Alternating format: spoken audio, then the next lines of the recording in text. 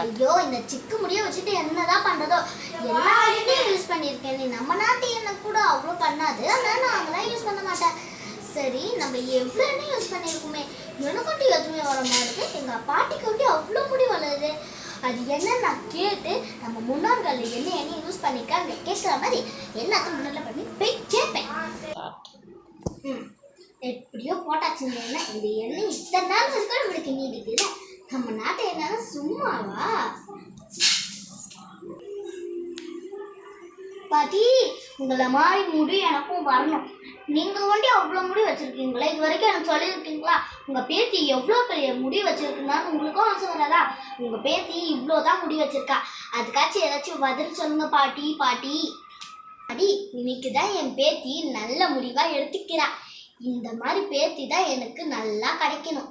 என் பேத்திக்கிட்ட போய் உடனே இந்த விஷயத்த சொல்கிறேன்.